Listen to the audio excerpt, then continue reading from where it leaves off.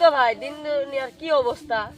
তোকে কে হাফিন খুলে দিছে? না রে ভাই, কালি সাত ধোয়ার পরোটা খাওয়ার কিছু যাই সেটি কাঁচামরিচ চাষি, কাঁচামরিচ দিয়ে আবার দিয়ে মাংস টুকরাই নিয়ে দিছে। তারপরে চাইলাম কাঁচামরিচ দিয়ে আনি দিল খালি মাংস টুকরা। তারপরে দোকানদারে কয়, আমি চাইলাম কাঁচামরিচ, দোকানদারে কয় নাগে মাংসর 1 প্লেট ফ্রি দিমু, তাও কাঁচামরিচ চাস না, কাঁচামরিচের যে দাম। না মানুষ সিকিউরিটি গাছে নিয়ে মোজ বেসায়। হরে ভাই মোষের জি দাম। আর গাছে মরিচ গিলে বাতি কাকুন না কয়ে বেশি আজকে রবিবারে হাট আছে বড়, আমি তো আছে কোটিপতি হয়ে যাবো। একটু হালি না হয়ে গেল গা। এত গরম দিছে কি?